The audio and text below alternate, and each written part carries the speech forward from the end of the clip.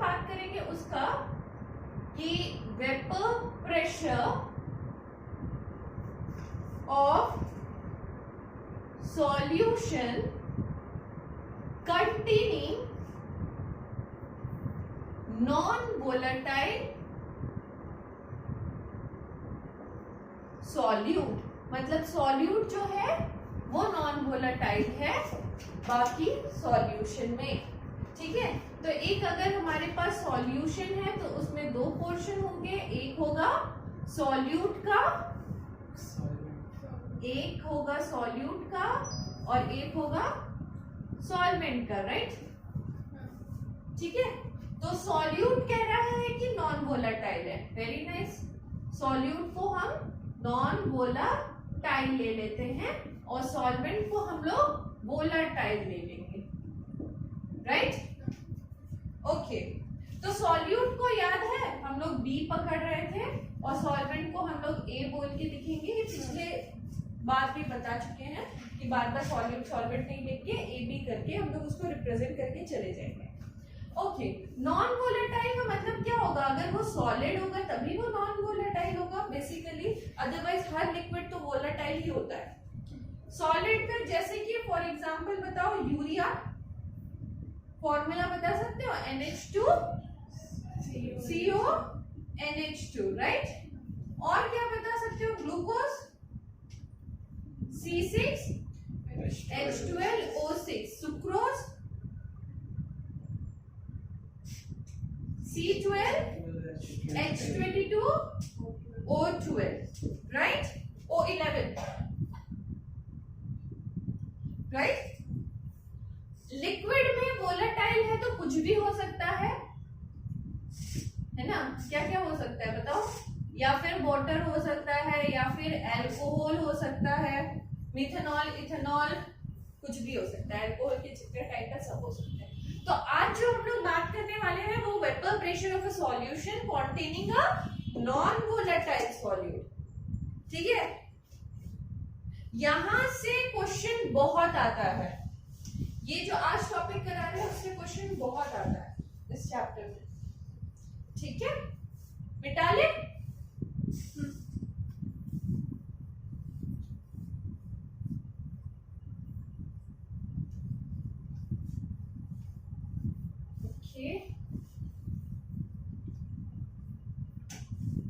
Okay. तो हमने क्या किया था लास्ट टाइम, एक कंटेनर लिया था और कंटेनर में क्या भरा था, एक लिक्विड भरा था, है ना। और एक लिक्विड कैसा लिक्विड है, this is a pure liquid of A, ठीक है। तो इस साइन का मतलब रिप्रेजेंट करने का मतलब क्या होता है कि इसमें सिर्फ और सिर्फ एक है मॉलिक्यूल्स है, ठीक है, ए ए ए ए ए ए, राइट। ये अपना एक वेपर प्रेशर दे रहा है जो कि है P0A, है ना। अच्छा, अब इसमें हमने क्या किया, एक नॉन वोलेटाइल सॉल्यूट B डाल दिया, ठीक है, नॉन वोलेटाइल, और यहां पे लिख लेना कि दिस इज वोलेटाइल, राइट। तो क्या होगा, तो रिजल्टेंट बताओ क्या होगा सोच के, कि ए मॉलिक्यूल के बीच बीच में कहीं जाके बी मॉलिक्यूल घुस जाएगा, है ना, घुस तो जाएगा, ये बात तो पक्का है, घुसेगा कि नहीं घुसेगा,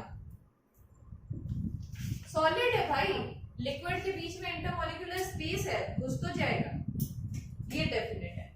बट क्या वो इवापोरेशन में, वेपर प्रेशर में हेल्प करेगा, क्योंकि वो वोलेटाइल नहीं है, तो वो वेपर प्रेशर में किसी तरह से पार्टिसिपेट नहीं कर रहा होगा, वेरी नाइस। अब देखो यहाँ बी के नीचे भी एक ए मॉलिक्यूल हो सकता है ना। अब ये क्या करेगा, ये तो बी इसको मतलब टॉर्चर कर रहा है ना खुद इवापोरेट कर रहा है ना, नीचे वाले ए मॉलिक्यूल को करने दे रहा है। अगर ऊपर होता है ये मॉलिक्यूल तो ये भी पार्टिसिपेट करता वेपर प्रेशर बनाने में।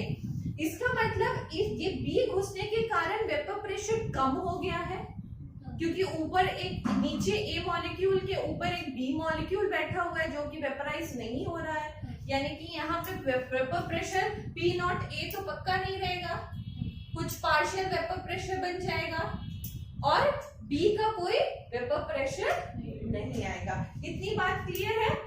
तो यहाँ पर पार्शियल वेपर प्रेशर ऑफ ए ही बनेगा, ठीक है, और ये सॉल्यूशन किसका है, इसको लिख सकते हो ए प्लस बी का। इतनी बात क्लियर है? ठीक है, ओके। अब हम बोल सकते हैं कि P A is less than P naught ए। इतनी स्टोरी से ये बात क्लियर हो गई, पी ए जो है वो लेस देन है पी नॉट ए का, ठीक है। अब देखो आ जाओ राउंड लॉ अगेन, इसमें भी राउंड लॉ लगेगा ही। क्या कहता था राउंड लॉ, याद करो, directly proportional to mole fraction of A. तो यहाँ पे भी तो वही होगा ना, P A is directly proportional to mole fraction of A, क्योंकि बी तो पार्टिसिपेट कर ही नहीं रहा है। जितना मोल ए का होगा वही पार्टिसिपेट करेगा जो सरफेस पे होगा, बी का तो पार्टिसिपेट नहीं कर रहा है। तो ये रॉल्ट लॉ तो यहाँ पे भी यही कह रहा है। क्लियर? क्लियर? तो इसमें हम लिख सकते हैं कि in a solution the partial vapour pressure is due to each volatile component। यहाँ पे स्टोरी अलग हो जाएगी, यहाँ पे हो जाएगा, हम लोगों ने लास्ट राउंड लॉ में क्या लिखा था कि दोनों ही वोलेटाइल कंपोनेंट है और दोनों ही इवेपोरेट कर रहे हैं और दोनों से ही वेपर प्रेशर बन रहा है। बट यहाँ पे क्या लिखेंगे कि the partial vapour pressure is due to the each volatile component. हर एक वोलेटाइल कंपोनेंट के कारण ही वेपर प्रेशर बन रहा है, जो कि इज डायरेक्टली प्रोपोर्शनल टू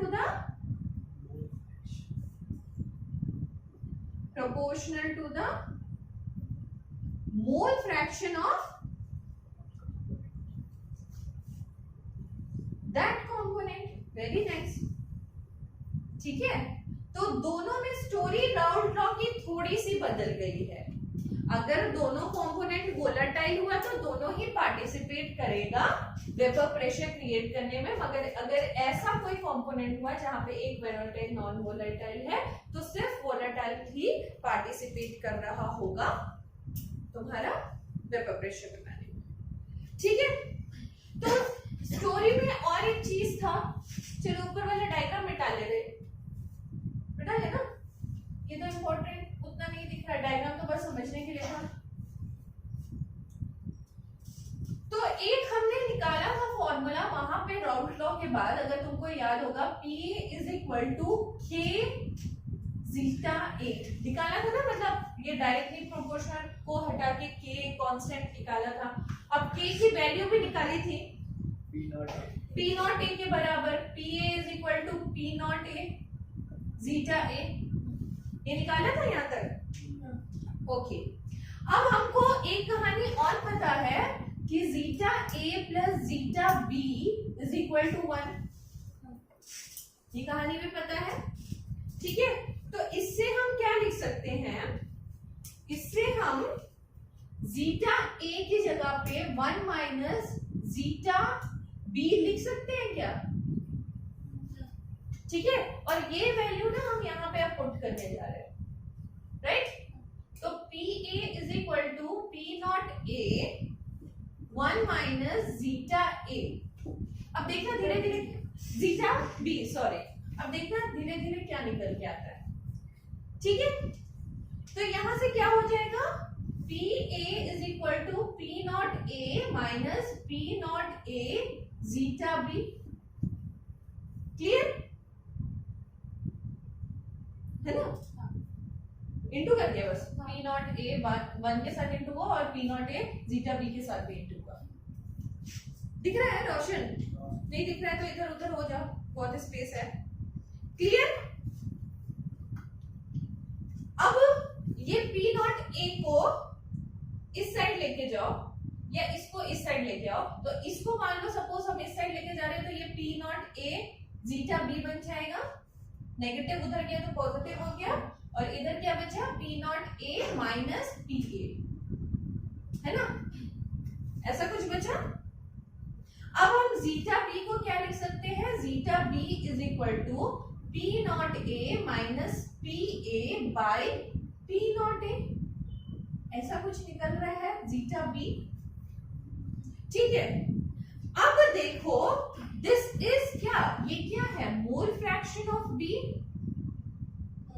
है ना, और मोल फ्रैक्शन ऑफ बी किसके इक्वल आ रहा है, देखो P naught A minus P ए, मतलब क्या हो रहा है, मतलब हो रहा है जो वेपर प्रेशर में चेंजेस आ रहा है, पहले पी नॉट ए था वेपर प्रेशर, फिर कम होके क्या हो गया पी ए हो गया, मतलब ये बोल सकते हैं relative flooring in vapour pressure. सोच के देखो, पहले पी नॉट ए वेपर प्रेशर था, फिर घट के पी ए हो गया, मतलब जो दोनों के बीच में डिफरेंस आ रहा है that is relative lowering in vapour pressure. तो इस टर्म को हम बोलेंगे स्पेसिफिकली, इस टर्म को बोलेंगे जो डिफरेंस आ रहा है इसको बोलेंगे रिलेटिव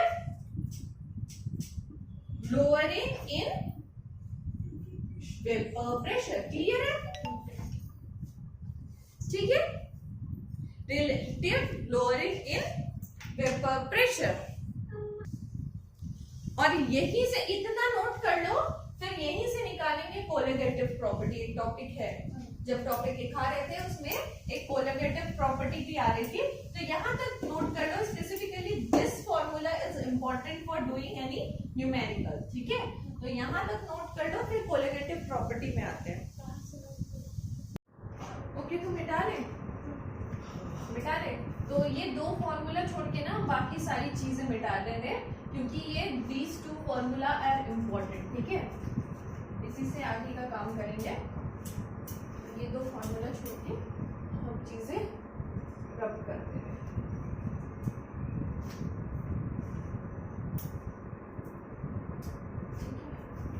तो इसको भी यहाँ पे देख लेते हैं। ये हमको दो फॉर्मूला मिला, zeta B is equal to P naught A minus P A by P naught A. ठीक है, तो ये दो तरह का हमको फॉर्मूला मिल गया, राइट। अब यहीं से निकल के आता है ना कोलिगेटिव प्रॉपर्टी, यहां से निकल के आता है कोलिगेटिव प्रॉपर्टी। ठीक है, देखो लिखवा देते हैं कोलिगेटिव प्रॉपर्टी होता क्या है, क्योंकि दिस इज वेरी इंपॉर्टेंट, एकदम स्टार मार्क कर लो इसको। Colligative property is the property of solution, लिख लो हम चाहेंगे, which depend upon number of solute particles, moles oblique molecules oblique ions oblique mole fraction of solute particles। अच्छा, solute particles तो लिखा दिए थे, and does not depend upon the nature of solute particle। ठीक है, और इसका एग्जांपल अगर कोई पूछे तो relative lowering of vapour pressure दे सकते हैं, दैट इज एक्सबी। एक्सबी लिखते थे ना, एक्सबी का मतलब क्या होता है, एक्स ऑफ सॉल्यूट। नहीं वो नहीं लिखना है, वो हम कहाँ पे तुम सेंटेंस बनाओ भाई, अंग्रेजी तो बनाना आता है। It is depend upon the solution which depends on, it is a property of a solution which depends upon the number of solute particles, mole, molecules, ion, mole fraction, number of solute particles, लिखो लिखो ऐसे ही लिखो, समझने लायक लिखो, and does not depend upon the nature of solute particle. लिख लिए?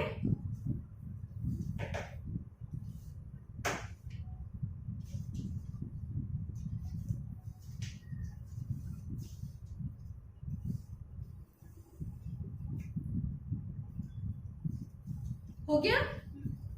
अब देखो क्या कह रहा है, colligative property is the property of solution. Solution का एक ऐसा प्रॉपर्टी है which depends upon the number of solute particle. किस पे डिपेंड करता है? कितना नंबर है सॉल्यूट पार्टिकल्स का, या फिर मोल्स का, या फिर मॉलिक्यूल्स का, या फिर उसमें आयंस कितने प्रेजेंट है, या फिर उसके मोल्स का मोल फ्रैक्शन क्या है, और सॉल्यूट पार्टिकल्स का. जो भी बात हो रही है वो नंबर ऑफ सॉल्यूट पार्टिकल, उसके नेचर पे नहीं. देखो, does not depend on the nature of solute particle. Nature of solute particle से मतलब नहीं है, मतलब किससे है? नंबर ऑफ सॉल्यूट पार्टिकल से. जैसे कि relative lowering of vapour pressure में देखो, mole fraction of solute particle बोलते हैं ना. Mole fraction of solute particle मतलब number of solute particle, mole fraction of solute particles. तो that is not depend upon the nature of the solute particle, that is depend upon the number of the solute particle. तो example में दे सकते हैं colligative property की relative lowering of vapour pressure. Clear है? ठीक है, चलो क्वेश्चन कराया जाए कुछ इस पे. ओके, मिटा लिया.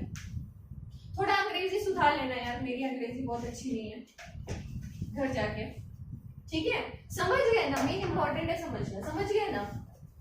Okay, definition you will have all the definition in your text book, तो वहां से भी रट्टा मार सकते हैं. इंपॉर्टेंट है समझना. चलो, the vapour pressure of pure water is 60 mmHg at some temperature. Find the vapor pressure of solution containing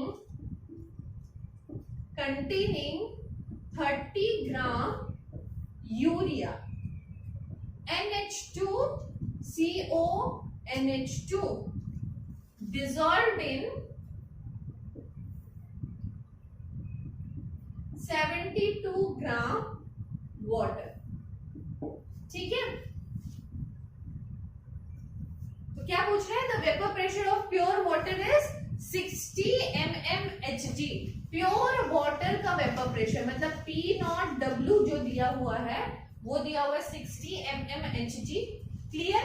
बोल रहा है find the vapour pressure of solution. किसका निकालना है वेपर प्रेशर? सॉल्यूशन का, containing 30 gram urea dissolve in 72 gram water. देखो, urea से ही हमको समझ में आ रहा है this is a non volatile solute, right? है ना? तो हमको नॉन वोलेटाइल सॉल्यूट का फॉर्मूला लगाना है. बस यहीं से जज कर लिया हम लोगों ने. तो हमको एप्लीकेबल क्वेश्चन में क्या क्या है? सॉल्वेंट का ना, तो सॉल्वेंट को हम कैसे लिखते थे? P0A से, और सॉल्यूट को P0B से. तो P0A दे दिया है 60 mmHg, राइट? और मुझे सॉल्यूशन का मतलब पूरे सॉल्यूशन का वेपर प्रेशर फाइंड आउट करना है ना? ये सॉल्यूशन का वेपर प्रेशर होगा क्योंकि ये PA है. PA कब बनता था? जब P0A प्लस P0B मिलेगा तब ना PA बनेगा. अब यहाँ पर सॉल्यूट क्या है? सॉल्यूट है नॉन वोलेटाइल सॉल्यूट, तो P0AB तो बनेगा ही नहीं. क्लियर?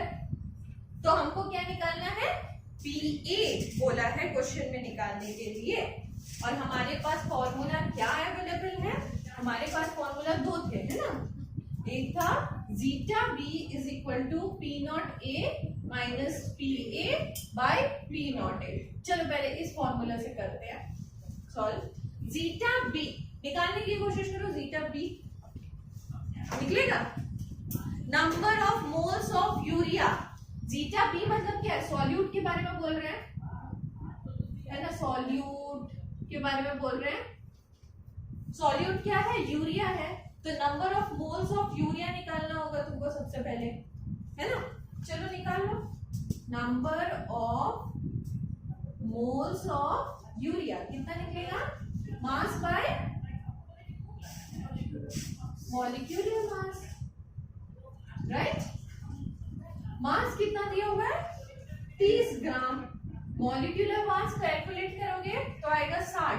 रटना शुरू करो थोड़ा थोड़ा, है ना, प्रैक्टिस में आएगा तो रट ही जाएगा। ये सब बेसिक क्वेश्चन यूरिया से ही आएगा, इथेनॉल से ही आएगा, मिथेनॉल से ही आएगा। मॉलिक्यूलर वेट रट लो थोड़ा सा, तो ये कट गया, ये 1/2 यानी कि 0.5, right. Number of moles of urea, अब number of moles of urea निकल गया तो वाटर भी निकाल लो, है ना, क्योंकि वाटर में सॉल्युबल है सॉल्वेंट का। वाटर कितना दिया हुआ है, 72 ग्राम, है ना, तो 72 ग्राम वाटर का मॉलिक्यूलर वेट क्या होता है, 18। 72 इंटू डिवाइड बाई 18 4, राइट। ठीक है, तो जीटा B क्या हो जाएगा, सॉल्यूट क्या है, यूरिया, 0.5 बाय 0.5 प्लस 4 होगा, है ना। सॉल्व करके निकालोगे तो ये 0.5 बाय 4.5 आ जाएगा। ये पॉइंट 5 5 9 तो 45 जो आएगा 1/9, ठीक है, ठीक कर रहे हैं, कोई दिक्कत नहीं आता, पक्का। अब फॉर्मूला में पुट कर दीजिए, बाकी सब तो आपको पता है। आपको निकालना है PA P नॉट A, तो गिवन है। PA क्या हो, जीटा B क्या हो गया, 1/9 आ गया। P नॉट A कितना दिया हुआ है, 60 माइनस PA निकालना है बाय P नॉट A 60। क्या इस इक्वेशन से PA नहीं निकल जाएगा, पक्का। समझ आया क्वेश्चन, समझ आया क्वेश्चन, पक्का, ठीक है। ये तो था पहला मेथड, इतना नोट कर लो, फिर दूसरे मेथड से भी बताते हैं। चलो दूसरा फॉर्मूला लगाते हैं। दूसरा फॉर्मूला क्या था बताओ, इसके अलावा क्या और एक फॉर्मूला बताएं, हाँ, PA is equal to P naught A minus zeta A, ये फॉर्मूला था ना, minus P naught is zeta.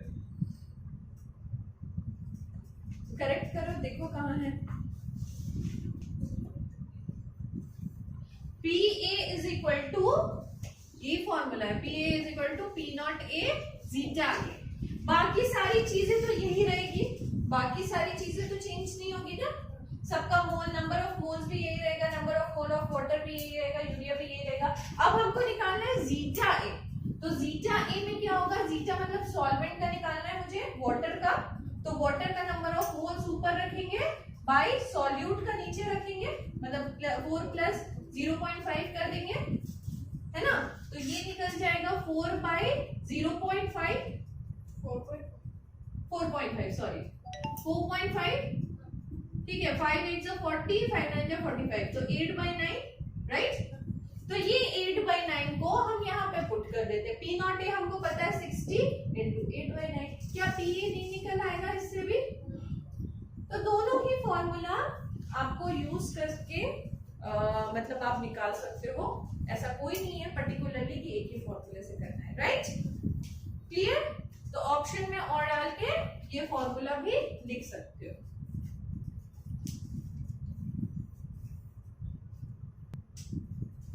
सोना नहीं है ना, एक और क्वेश्चन करना है।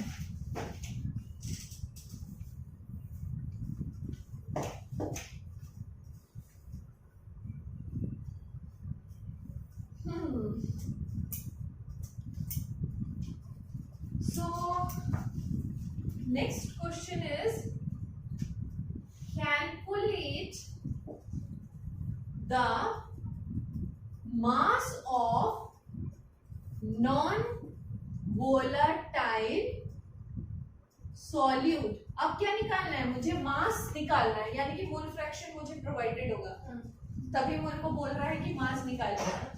नॉन वोलेटाइल सॉल्यूट बोल दिया है, मतलब ये कौन सा वेपर प्रेशर है? एक सॉल्यूट जो है वो नॉन वोलेटाइल है, सॉल्वेंट जो है वो वोलेटाइल होगा, राइट है? जिसका मॉलिक्यूलर मास है, एक सॉल्यूट है जिसका मॉलिक्यूलर मास है 40 ग्राम पर moles, right? Required to be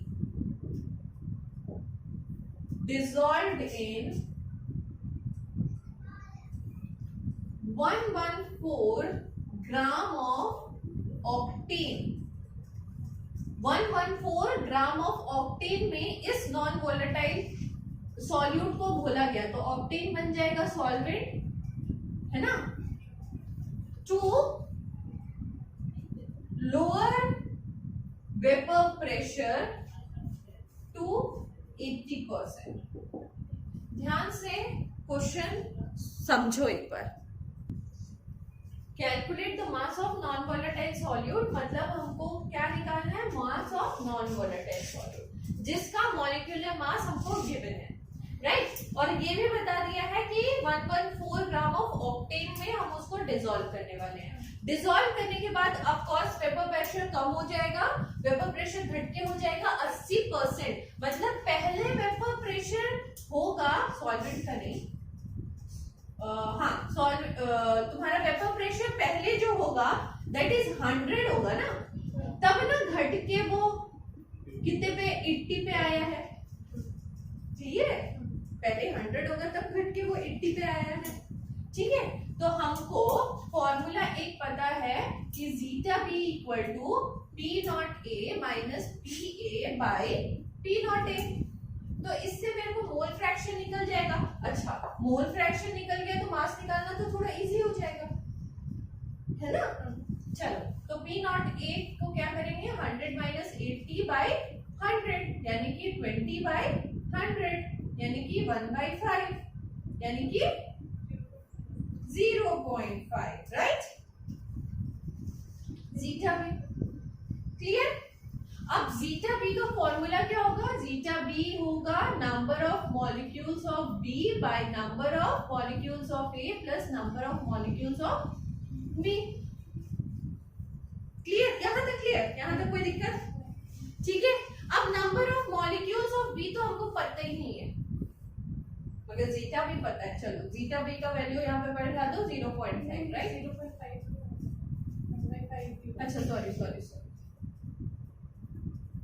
0.2 होगा, है ना? तो 1/5 ही लेना दो। चलो, ठीक है।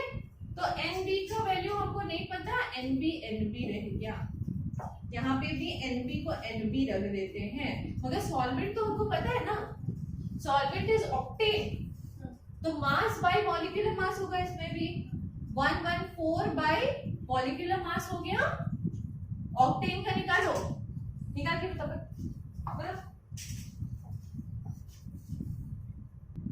149, ठीक है? 114 नंबर ऐसे ही देते हैं, टेस्ट में भी ऐसे ही नंबर मिलेगा जो कट जाएगा, ठीक है? वरना कैलकुलेशन में तुम लोग पागल हो जाओगे। तो ये हो जाएगा 1/5 NB प्लस 1, तो ये क्रॉस मल्टीप्लाई कर देते हैं, तो ये क्या हो जाएगा? NB plus 1 is equal to NB 5NB, है ना? तो ये हो जाएगा 4NB,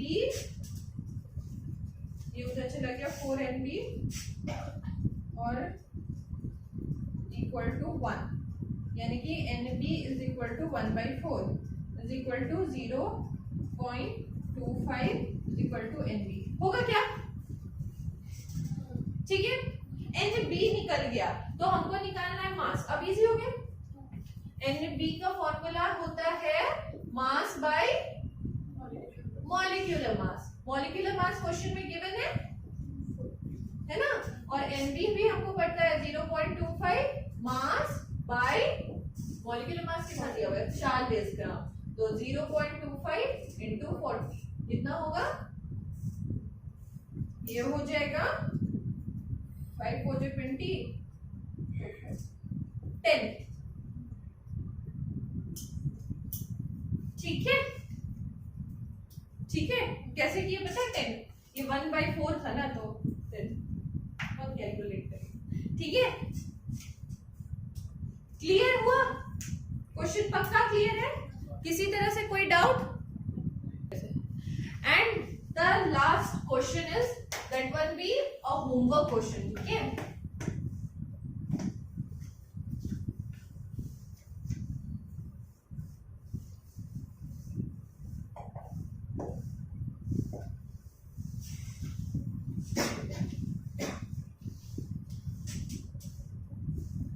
the vapor pressure of pure water is 12.3 kilopascal at 300 Kelvin. Find the vapor pressure of solution containing 1 molar non-volatile solution containing 1 molar non-volatile solution. 1 molar non-volatile solution मतलब समझ रहे हो, that is a solute। ठीक है, non volatile part है तो solute होगा, है ना। 1 मोलर का मतलब क्या हो रहा है, 1 मोलर का मतलब क्या हो रहा है, 1 मोल प्रेजेंट इन 1000 ग्राम, 1 kg में ना, है ना, 1 मोल इन 1000 ग्राम या 1 kg जो भी बोल लो। ठीक है, 1000 ग्राम में 1 मोल मतलब 1000 ग्राम इज द सॉल्वेंट, और सॉल्वेंट बोल रहा है कि वाटर है। ठीक है, क्वेश्चन का हिंट दे रहे हैं, बाकी सब नहीं बताएंगे। और तुमको प्योर वाटर का वेपर प्रेशर दिया हुआ है P0A जो दिया हुआ है 12.3 किलो पास्कल, और तुमको क्या निकालना है, find the vapour pressure of solution यानी कि PA निकालना है। ठीक है, इतनी जानकारियां दी गई है, जानकारियां इतनी दी गई है। 1 मोल मतलब समझ रही हो, 1 mole of non volatile solute मतलब number of solute, mole of solute दिया गया है ना, निकाल के लाओगे नेक्स्ट डे। ठीक है, ओके, चलो बाय।